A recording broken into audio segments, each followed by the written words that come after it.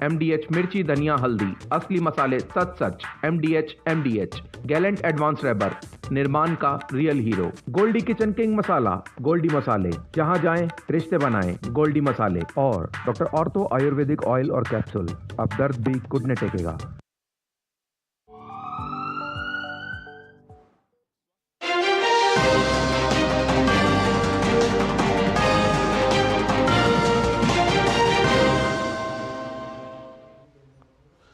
नमस्कार, DD news पर आप देख रहे हैं समाचारों का बुलेटिन। मैं हूं लाल चंद्र सिंह। आपको दिखाएंगे देश और दुनिया की तमाम खबरें, लेकिन सबसे पहले इस समय की हेडलाइंस।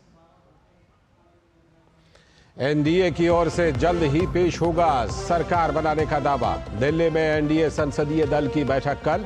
नरेंद्र मोदी को फिर से चुना जाएगा नेता। मुख्य चुनाव आयुक्त ने राष्ट्रपति को सौंपी नवनिर्वाचित सांसदों की सूची। मोदी सरकार 3.0 की तैयारी के बीच दिल्ली में भाजपा अध्यक्ष जेपी नड्डा के घर भाजपा नेताओं की अहम बैठक संपन्न। अमित शाह और राजनाथ सिंह भी रहे मौजूद। आगे की रणनीति पर हुआ मंथन। तीसरे कार्यकाल के लिए दुनिया भर के नेताओं से मिल रहे बधाई संदेशों का प्रधानमंत्री नरेंद्र मोदी ने जताया आभार। द्विपक्षीय संबंधों को और मजबूत करने की जताई उम्मीद। इंडी गठबंधन ने फिलहाल विपक्ष में ही बैठने का लिया फैसला। कांग्रेस अध्यक्ष मल्लिकार्जुन खड़गे ने कहा, सही समय पर लेंगे सही फैसला। विपक्ष के नेताओं के भी मेलजोल का सिलसिला इस बीच जारी। बेंगलुरु में एससी निगम फंड घोटाले में कर्नाटक सरकार के मंत्री बी नागेंद्र देंगे इस्तीफा। एससी निगम फंड मामले में करोड़ों रुपए का भ्रष्टाचार का आरोप। इस्तीफे की मांग को लेकर भाजपा ने किया था प्रदर्शन। आंध्र प्रदेश विधानसभा चुनाव में एनडीए को बहुमत मिलने के बाद सियासी हलचल तेज। टीडीपी प्रमुख चंद्रबाबू नायडू के आवास पर हुई अहम बैठक। एनडीए की बैठक के विषयों के साथ आगे की रणनीति पर चर्चा।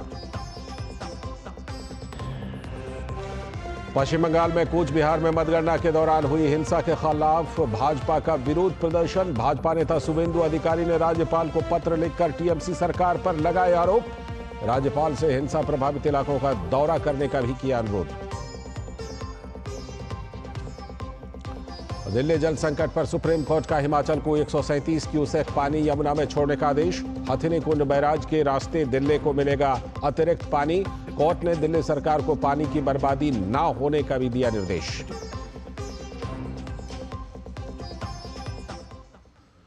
तो ये थी इस समय तक की हेडलाइंस। अब देखते हैं खबरों को विस्तार से। लोकसभा चुनाव 2024 के नतीजों के बाद देश को अब नई सरकार का इंतजार है। तो एनडीए को मिले बहुमत के बाद भाजपा के नेतृत्व में एनडीए सरकार बनने जा रही है, जिसके बाद देश में एक बार फिर से मोदी सरकार की तैयारियां जोरों पर है।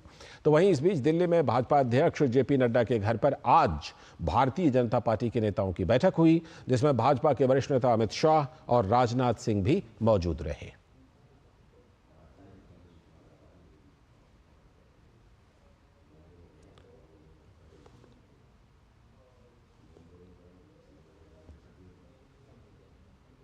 हाँ, तो ये मोदी सरकार की जो 3.0 जो तीसरी बार मोदी सरकार बन रही है, उसकी तैयारी के दृश्य आप देख रहे हैं कि भारतीय जनता पार्टी के अध्यक्ष, राष्ट्रीय अध्यक्ष जेपी नड्डा के घर पर यह बैठक हुई, जिसमें अमित शाह और राजनाथ सिंह समेत तमाम बड़े नेता मौजूद रहे।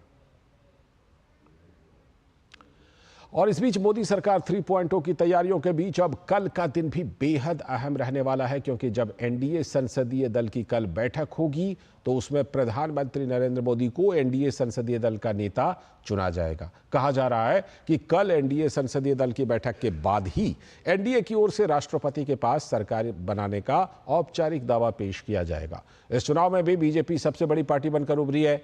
बीजेपी को 240 सीटों पर जीत हासिल हुई है। हालांकि वो बहुमत के आंकड़े 272 से दूर है, लेकिन सहयोगी दलों के साथ मिलकर बहुमत के आंकड़ों के पार है।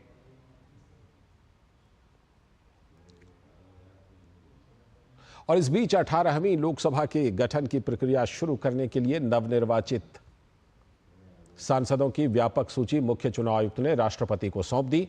सूची राष्ट्रपति को सौंपे जाने के बाद 18वीं लोकसभा के गठन की औपचारिक प्रक्रिया शुरू हो जाएगी। बता दें कि केंद्रीय मंत्रिमंडल की सिफारिश को स्वीकार करते हुए राष्ट्रपति ने बुधवार को 17वीं लोकसभा को भंग करने का आदेश दिया था। जब चुनाव पूर्ण हो गया तो जितनी भी कॉन्स्टिट्यूएंसी से रिटर्निंग ऑफिसर्स ने अपने अपने सर्टिफिकेट्स हमें भेजे, उसको एक लिस्ट करके पूरी नोटिफिकेशन इशू करके वो हमने महामहिम राष्ट्रपति जी को अभी दिया।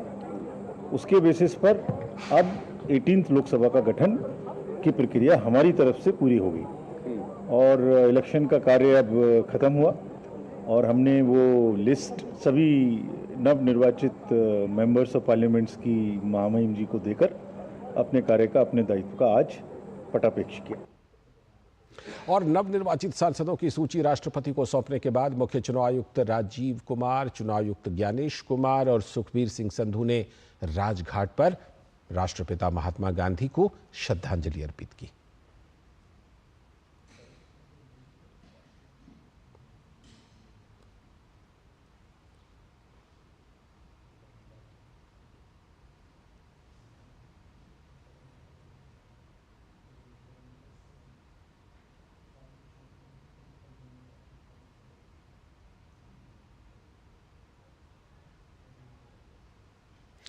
तो 18वीं लोकसभा के लिए लोकसभा चुनाव 2024 संपन्न हो गए, जिसमें 64 करोड़ 20 लाख मतदाताओं ने अपने मताधिकार का प्रयोग किया, जो कुल मतदाताओं का 65.79% है।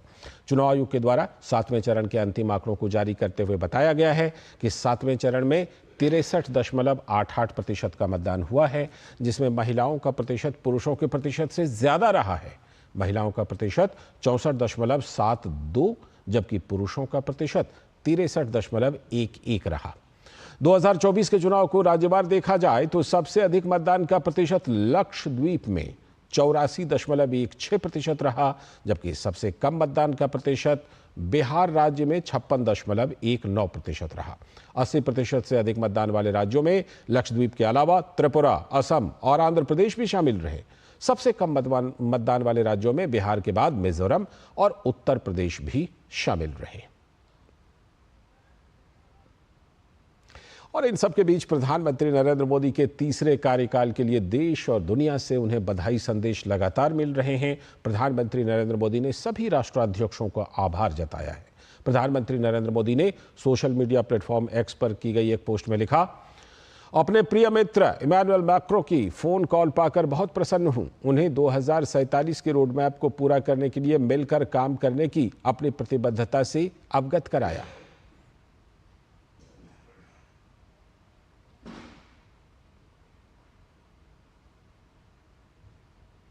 और प्रधानमंत्री नरेंद्र मोदी ने ऑस्ट्रेलिया के प्रधानमंत्री एंथनी अल्बनीज की ओर से मिले बधाई पर उनका भी आभार जताया।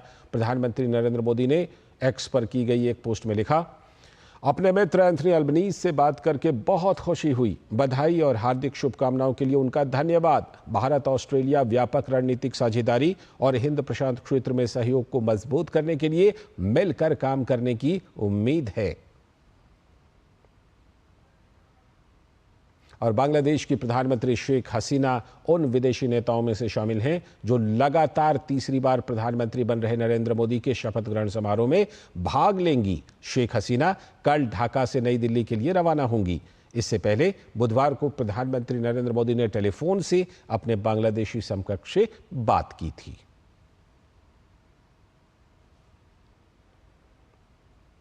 आगे देखेंगे कुछ और बड़ी खबरें, फिलहाल वक्त है एक ब्रेक का।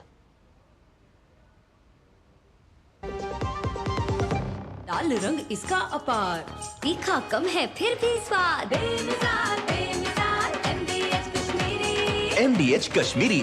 MDH डॉक्टर ऑर्थो ऑयल के रेगुलर मसाज से जॉइंट हेल्थी रहते हैं। और अगर प्रॉब्लम बहुत पुरानी है तो डॉक्टर ऑर्थो कैप्सूल्स साथ लेना ना भूलें। अब दर्द भी घुटने टेकेगा। जिन्होंने यूज किया है वो जानते हैं असली हींग का स्वाद। MDH सुपर हींग, शुद्धता का असली तड़का। MDH हो गया इंतजाम। किसका? गुड्डी की फीस का। दिखा। 20,000 का लोन तुरंत? पता है कौन दे रहा है, ब्याज कितना है? लोन विनियमित संस्थानों से ही लें और कर्ज उतना जितनी जरूरत, वो भी जांच कर। हो गया इंतजाम, पगार एडवांस में भेजिए। आरबीआई कहता है, सही वित्तीय बर्ताव करे आपका बचाव। अब छोलिया हो या लोबिया, सफेद चने या काले चने, सब कुछ मजेदार बने।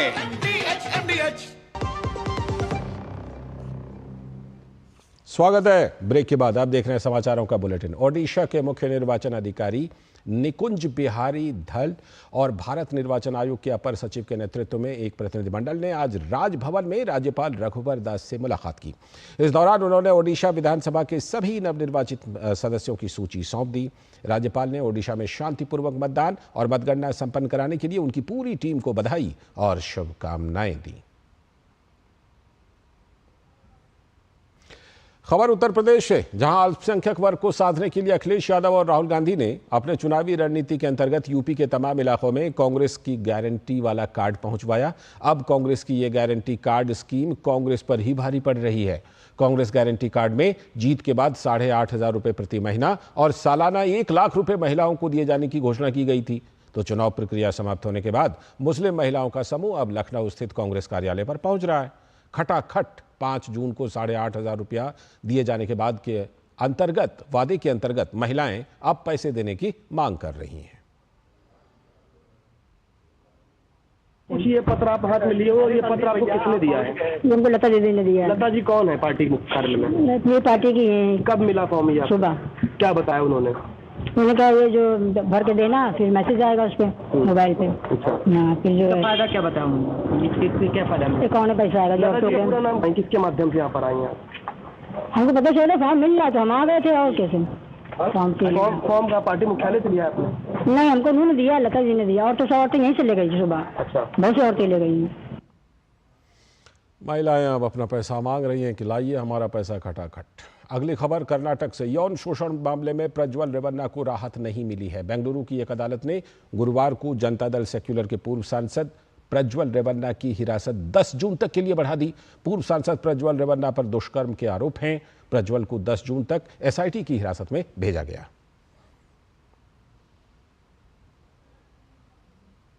एक और बड़ी खबर कर्नाटक से, जहां एससी फंड घोटाला मामले में विपक्ष के इस्तीफे की मांग के बीच मंत्री नागेंद्र ने अपने पद से इस्तीफा देने की पेशकश कर दी है। आपको बता दें कि इससे पहले बेंगलुरु में एससी निगम फंड घोटाले में कर्नाटक के मंत्री नागेंद्र के इस्तीफे की मांग को लेकर बीजेपी ने राजभवन चलो मार्च निकाला था।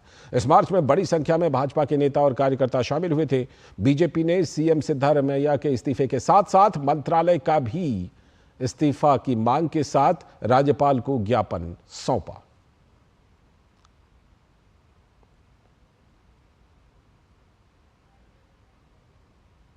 और अब खबर पश्चिम बंगाल से, जहां कूच बिहार में मतगणना के बाद जमकर हिंसा हुई। हिंसा के दौरान बीजेपी ऑफिस में तोड़फोड़ भी की गई। इस दौरान कई भाजपा कार्यकर्ता हिंसा के शिकार हो गए। घटना को लेकर पश्चिम बंगाल में विपक्ष के नेता शुवेंदु अधिकारी ने राज्यपाल को पत्र लिखकर राज्य में चुनाव के बाद हिंसा की घटनाओं का जिक्र किया और इसमें टीएमसी की भूमिका का आरोप लगाया है। पत्र में शुवेंदु अधिकारी ने राज्यपाल से राज्य के प्रभावित इलाकों का दौरा करने का भी अनुरोध किया है।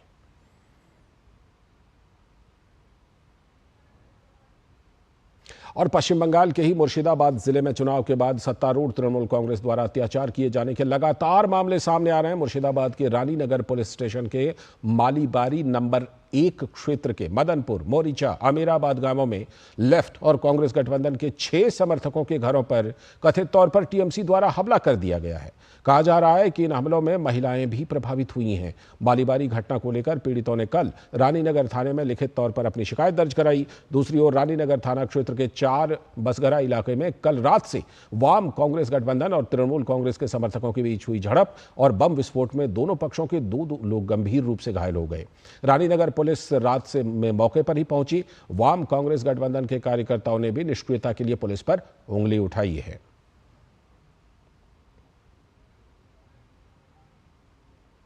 वक्त है एक और छोटे से ब्रेक का। ब्रेक के बाद देखेंगे कुछ और बड़ी खबरें। पाव भाजी को फेवरेट बनाता है MDH पाव भाजी मसाला। MDH पाव भाजी मसाला। MDH बनाए पाव भाजी लाजवाब। MDH बात जब पीढ़ियों के लिए बनने वाले घर की हो तो जिम्मेदारी बड़ी हो जाती है। गैलेंट समझता है ये जिम्मेदारी। अब डबल M रिब्स के साथ गैलेंट एडवांस TMT रीबार, निर्माण का रियल हीरो। घुटना, कंधा या कमर, चाहे जैसा हो दर्द, डॉक्टर ऑर्थो आपको देता है दर्द से पूरी आजादी। ये कोई टेम्पररी पेन किलर नहीं, आयुर्वेदिक औषधि है। बढ़िया है। प्राकृतिक हल्दी, मिर्ची, धनिया। नहीं, मिर्ची, धनिया, हल्दी। MDH मसाले सच सच MDH स्वागत है ब्रेक के बाद। अब खबर महाराष्ट्र से, जहां महाराष्ट्र कैबिनेट ने महाराष्ट्र विधानसभा के मानसून सत्र को स्थगित करने की सिफारिश करने का फैसला किया है। 27 जून को मानसून सत्र शुरू करने के लिए कैबिनेट की अनुशंसा राज्यपाल को भेजी जाएगी। Deputy CM Devendra Fadnavis video conferencing के जरिए इस बैठक में शामिल हुए। और मुंबई में महाराष्ट्र के मुख्यमंत्री और शिवसेना नेता एकनाथ शिंदे की मौजूदगी में सभी नवनिर्वाचित शिवसेना सांसदों की बैठक हुई। यह बैठक एकनाथ शिंदे के आधिकारिक निवास पर आयोजित हुई। और मुंबई में ही लोकसभा चुनाव के नतीजों के बाद एनसीपी प्रमुख अजीत पवार ने पार्टी नेताओं के साथ भी बैठक की। और इस बैठक में सांसद सुनील तटकरे, मंत्री दिलीप वालसे पाटिल, मंत्री छगन भुजबल, मंत्री हसन मुशर्रफ, मंत्री आदित्य तटकरे, रामराजे नाईक निंबालकर और अन्य नेता भी शामिल हुए। उधर आंध्र प्रदेश में टीडीपी प्रमुख चंद्रबाबू नायडू के घर पर आज नवनिर्वाचित सांसदों की एक अहम बैठक हुई। इस दौरान मौजूद सभी सांसदों से बात करते हुए चंद्रबाबू नायडू ने दिल्ली में हुई एनडीए घटक दल की बैठक की प्रमुख बातें अपने सांसदों को बताईं। साथ ही आगे की रणनीति पर भी चर्चा हुई। बताया जा रहा है कि पार्टी की सरकार में क्या भूमिका रहेगी, इस पर भी चर्चा की गई।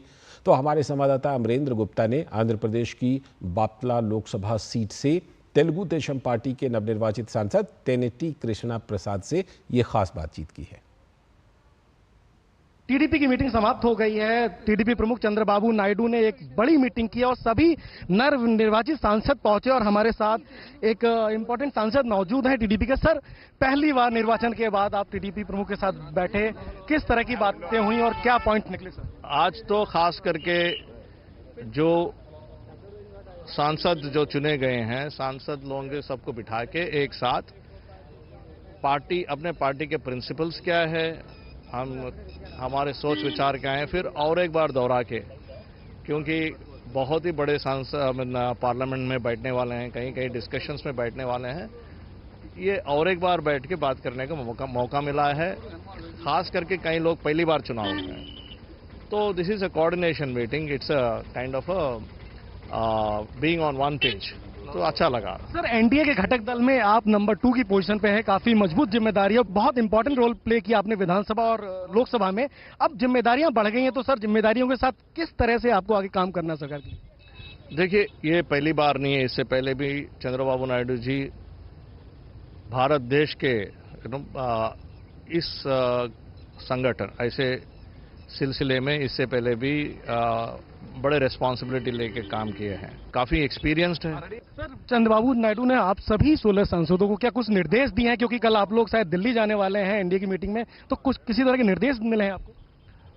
ये तो हम बेसिकली हम क्या है, हम पब्लिक को क्या वादा किए हैं उस बात पे ज्यादा चर्चा चली है। धन्यवाद सर। तो ये थे टीडीपी के नवनिर्वाचित सांसद, जिनका साफ तौर पर कहना है कि कई विकास के कई अहम मुद्दों पर चर्चा हुई, साथ में जिस तरह के निर्देश चंद्रबाबू नायडू ने दिए हैं उसकी भी उन्होंने जानकारी दी, और किस तरह की सौहार्दपूर्ण माहौल में पहली बार, चूंकि नवनिर्वाचित होने के बाद पहली बार चंद्रबाबू नायडू के साथ सभी सांसद मिले हैं, तो जिस तरह से एनडीए की प्रक्रिया में इनकी इंपॉर्टेंट रोल है एनडीए में, और जो एनडीए की घटक दल की बैठक कल होने वाली है दिल्ली में, उसको लेकर भी चर्चा हुई। साथ में इन्होंने ये भी बताया कि चंद्रबाबू नायडू राज्य में 12 जून को मुख्यमंत्री के तौर पर शपथ लेने वाले हैं।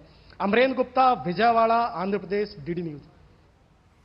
कुछ और बड़ी खबरों में मध्य प्रदेश के मुख्यमंत्री मोहन यादव ने दिल्ली पहुंचने पर पत्रकारों से बात करते हुए कहा कि पीएम मोदी ने एनडीए गठबंधन को इतनी बड़ी जीत दिलाकर जिस प्रकार से मौका दिया है, ये हम सभी के लिए सौभाग्य की बात है। प्रधानमंत्री जिनका अपना लंबा प्रशासनिक अनुभव भी है और जिसने असंभव को संभव करके दिखाया है, एनडीए अलायंस को इतनी बड़ी जीत दिलाकर के जिस प्रकार से मौका दिया है, यह हम सब के लिए सौभाग्य की बात है और खासकर ऐसे बदलते परिदृश्य में जब 21वीं शताब्दी में भारत की तरफ दुनिया देख रही है, ऐसे व्यक्ति का मंत्रिमंडल बनना जिसके लिए दुनिया के सभी नेताओं ने जिस ढंग से अपनी प्रतिक्रिया दी है, यह हम सबको गौरवान्वित करने वाली है। मुझे प्रसन्नता है कि वो शपथ लेने जा रहे हैं। वक्त एक और ब्रेक का। ब्रेक के बाद देखेंगे कुछ और बड़ी खबरें।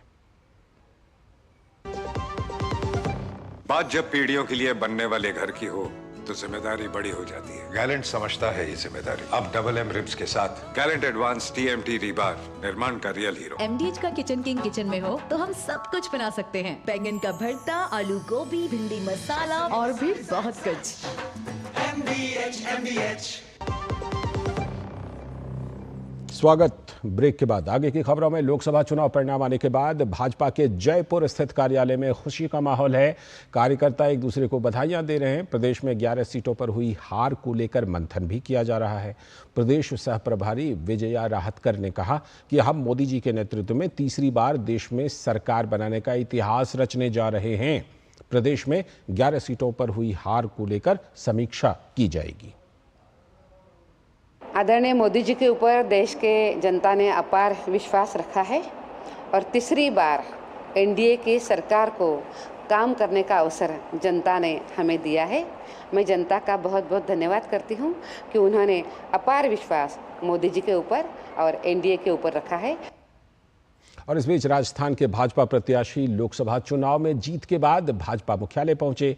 नवनिर्वाचित सांसद अजमेर से भागीरथ चौधरी, सिरोही से लुम्बाराम चौधरी और उदयपुर से मन्ना लाल रावत का भाजपा कार्यालय में स्वागत हुआ।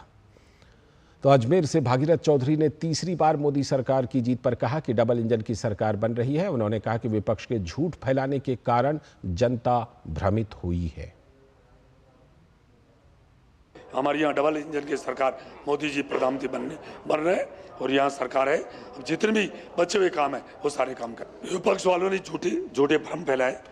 पहले और दूसरे चरण में उन्होंने कहा मोदी जी सुविधाओं में बदलाव करेंगे। ये झूठे भ्रम फैला के महिलाओं को 1-1 लाख रुपए उनके खाता में जमा कराएंगे। ये झूठे वादे करके जो विपक्ष ने किया उसके बहकावे में आ गए। इसलिए हमारे कुछ थोड़ी सी जो हमारी उम्मीदें थी उस उम्मीदों की उस हिसाब से सीटें नहीं आई। परंतु झूठ ज़्यादा दिन चलती नहीं है। सत्य थोड़ी देरी से सामने आती है पर सच तो सच्ची होती है। आखिर विजय सच की होती है। वहीं सिरोही से लुम्बाराम चौधरी ने लोकसभा चुनाव में जीतने पर कार्यकर्ताओं और जनता का धन्यवाद किया। राजस्थान के अंदर इन्होंने जो 53 बैठकें की उसमें से 22 बैठकें सिरोही जालौर में की थी और सबसे ज़्यादा टाइम वहाँ दिया था, मगर हमारे कार्यकर्ताओं की जनता के आशीर्वाद मुझे मिला। और उदयपुर से मन्ना लाल रावत ने लोकसभा चुनाव में तीसरी बार चुनाव जीतने पर खुशी जताई। उन्होंने जलाशयों की सुव्यवस्था पर जोर दिया, साथ ही पर्यटन और कौशल विकास में सुधार करने की भी बात कही। भारतीय जनता पार्टी उदयपुर लोकसभा क्षेत्र से तीसरी बार जीती है और तीसरी बार ही नरेंद्र भाई मोदी प्रधानमंत्री बनने जा रहे हैं। तो मैं बार तो भारतीय जनता पार्टी की उपलब्धियों और पूरी धारा के साथ है। मुझे लगता है कि राष्ट्र निर्माण के इस काम में सभी मिलकर आगे बढ़ेंगे। पानी अपने आप में एक बड़ी बुरा मुद्दा नजर आ रहा है कि बारिश का पानी खूब आता है लेकिन समुद्र की तरफ बह के चला जाता है। तो जलाशयों की यदि आपस में जोड़ेंगे, कुछ चीज़ें करेंगे तो बहुत बड़ी ताकत मिलेगी क्षेत्र को। सिर्फ पर्यटन की भी संभावना है, कौशल विकास के भी साथ बड़े काम किए जा सकते हैं। और जनजातियों के संबंधित कुछ संवैधानिक इश्यूज़ हैं, फॉरेस्ट राइट एक्ट का, पैसा एक्ट का विषय है और दूसरे भी विषय जो चिंतन मनन में है, योजना है, धरातल पर उतारना है, इसमें बहुत गुंजाइश है। आगे की खबरों में भाजपा के वरिष्ठ नेता, गोवा के प्रभारी और जम्मू कश्मीर के सह प्रभारी आशीष सूद ने दिल्ली में आए परिणामों को देखते हुए आम आदमी पार्टी पर निशाना साधा है। उन्होंने कहा कि जेल का जवाब वोट से का नारा देने वालों को दिल्ली की जनता ने नकार दिया है। अब अरविंद केजरीवाल को भी मुख्यमंत्री पद से इस्तीफा दे देना चाहिए। आशीष सूद ने जम्मू कश्मीर पर भी अपनी प्रतिक्रिया देते हुए कहा कि सच मामले में लोकतंत्र की स्थापना हुई और परिवारवाद का पूरी तरह से वहां पर खात्मा हुआ है। हम ये मांग करते हैं कि जेल का जवाब वोट से का नारा देने वाले जो विधायक और पार्षद थे, उनका ये वादा, उनकी इस कॉल को दिल्ली की जनता ने पूरी तरह नकार दिया है। तो उन्हें अपने अपने पदों से इस्तीफा देना चाहिए और साथ ही अरविंद केजरीवाल जी को भी इस्तीफा देना चाहिए। जम्मू कश्मीर में देश के इतिहास का पहला काम हुआ है हर संसद में मुफ्ती परिवार और अब्दुल्ला परिवार का कोई ना कोई व्यक्ति होता था। धारा 370 हटने के बाद ये पहला चुनाव जो हुआ है जम्मू कश्मीर से देश की संसद में अब्दुल्ला और मुफ्ती परिवार का एक भी व्यक्ति संसद में नहीं आ पाया है। महबूबा मुफ्ती भी चुनाव हार गई है, उमर अब्दुल्ला भी चुनाव हार गए हैं। जम्मू कश्मीर में सच मामले में जमहूरियत का, लोकतंत्र की स्थापना हुई है और परिवारवाद का पूरी तरह से खात्मा हुआ है। और अब राजनीति के अलावा कुछ और खबरें। दिल्ली में जल संकट के मामले में आज सुप्रीम कोर्ट में सुनवाई हुई। कोर्ट ने हिमाचल प्रदेश को 137 क्यूसेक पानी यमुना में छोड़ने का आदेश जारी किया है। आदेश के मुताबिक हिमाचल कल से 137 क्यूसेक पानी छोड़ देगा। दिल्ली को हथनी कुंड बैराज के रास्ते अतिरिक्त पानी मिलेगा। सुनवाई के दौरान दिल्ली सरकार के वकील अभिषेक मनु सिंघवी ने कहा कि हिमाचल पानी देने को तैयार है, जबकि हरियाणा ने अभी तक अपना रुख साफ नहीं किया है। जस्टिस विश्वनाथन ने पूछा कि हिमाचल प्रदेश 150 क्यूसेक पानी देने को तैयार है तो हरियाणा को क्या समस्या है। कोर्ट ने कहा कि अगर जरूरत पड़ी तो प्रदेश के मुख्य सचिव को निर्देशित किया जाएगा। कोर्ट ने हरियाणा को सहयोग करने को कहा है। अदालत ने सख्त टिप्पणी करते हुए दिल्ली सरकार को पानी की बर्बादी ना हो ये सुनिश्चित करने को कहा। साथ ही कोर्ट ने इसके लिए अपर यमुना रिवर बोर्ड की ओर से दिए गए सुझावों पर अमल करने को भी कहा है। सभी पक्ष इस आदेश पर अमल को लेकर अगले सोमवार तक हलफनामा दाखिल करेंगे। सोमवार को इस मामले की अब अगली सुनवाई होगी। उम्मीद है इस फैसले से दिल्ली के लोगों को राहत मिलेगी। फिलहाल इस बुलेटिन में इतना ही। नमस्कार।